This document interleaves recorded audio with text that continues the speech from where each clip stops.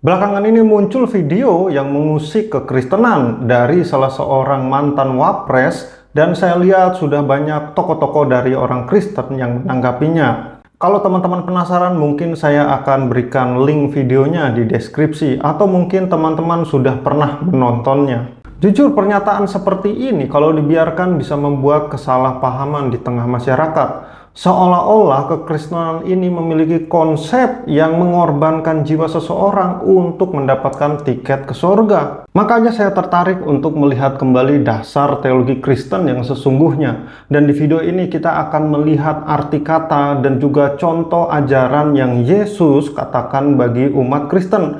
Saya yakin ini tentu saja bertentangan dengan apa yang diomongkan oleh JK. Jadi mari kita mulai. Kita mulai dari hal dasar. Pernyataan JK ini berasumsi bahwa kekristenan ini memiliki konsep mati syahid yang sama dengan yang dia miliki. Seolah-olah kekristenan mendapatkan tiket untuk masuk surga ketika dia menghilangkan nyawa orang lain. Nah, ini merupakan kesalahan yang fatal dan menyulut amarah dari berbagai tokoh Kristen. Karena kekristenan tidak mengenal konsep mati syahid. Memang di dalam kekristenan ada namanya martir, tetapi memiliki arti yang sangat berbeda.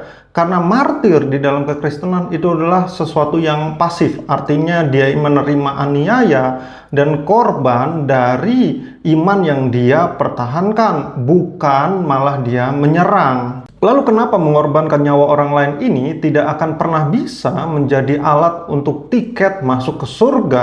Ini karena dasar teologi keselamatan yang dimiliki oleh kekristenan, atau bagaimana orang Kristen itu menganggap keselamatan itu bisa diterima. Dalam kekristenan, keselamatan atau masuk surga itu bukanlah sesuatu yang dapat dibeli dengan melakukan sesuatu ketika dia masih hidup. Apalagi dibeli dengan cara mencabut nyawa ciptaan Tuhan. Surga dan keselamatan itu murni anugerah Tuhan, diberikan oleh kasih karunia Tuhan melalui iman kita kepada Yesus Kristus, bukan dari hasil usaha kita sendiri. Jadi kalau kita pakai logika ya, keselamatan ini diberikan oleh Tuhan melalui kasih-Nya. Jadi mana mungkin dia bisa berkata bahwa seseorang harus menyabut nyawa orang lain untuk dia bisa masuk ke surga. Bisa dipastikan bahwa kekerasan bukanlah dasar teologi Kristen, tapi kalau kita baca Alkitab, kita bisa menemukan bahwa fondasi pengajaran Kristen adalah kasih. Ajaran Yesus sejak awal ini merupakan radikal dalam hal mengasihi. Kenapa saya katakan radikal? Karena pengajaran Yesus mengenai kasih ini tidak bisa kita temukan di tempat lain.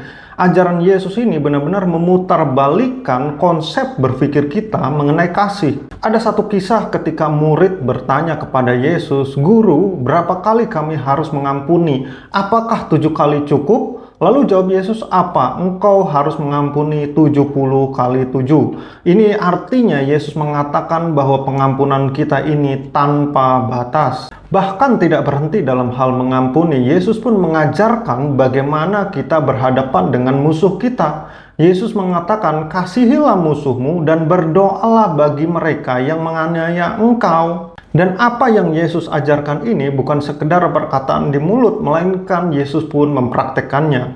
Ketika Yesus sudah mengalami pencobaan yang sangat berat di atas kayu salib, dalam penderitaannya, apa yang Yesus katakan terhadap orang-orang yang menyalibkan dia? Yesus mengatakan bahwa Bapa, ampunilah mereka, mereka tidak tahu apa yang mereka lakukan. Jadi di akhir sisa nafasnya pun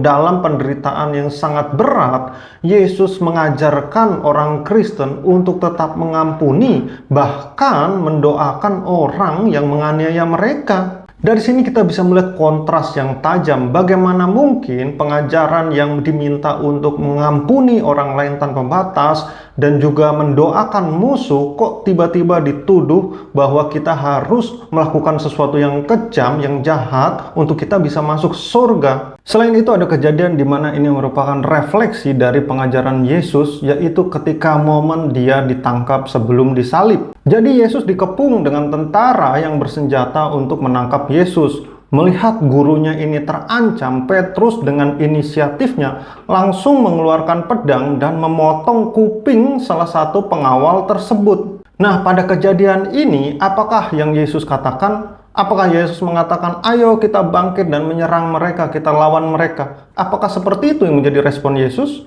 Yesus malah menegur Petrus dengan mengatakan, masukkanlah pedangmu itu ke sarungnya, karena siapa yang menggunakan pedang akan mati dengan pedang. Jadi Yesus tidak ingin terjadi konflik secara fisik di sana. Dan yang menakjubkan lagi adalah apa yang Yesus lakukan. Yesus menyembuhkan kuping yang tadinya dipotong oleh Petrus, sehingga di sana terjadi mukjizat. Peristiwa ini dapat meyakinkan bahwa dalam teologi Kristen, kekerasan tidak diperbolehkan, sekalipun ini untuk membela kebenaran yang mereka percayai. Bahkan Yesus tidak mengizinkan setetes darah pun tumpah. Jadi dari semua pembahasan tadi dapat kita simpulkan bahwa dasar teologi Kristen adalah kasih. Bahkan firman Tuhan mengatakan bahwa Allah itu adalah kasih.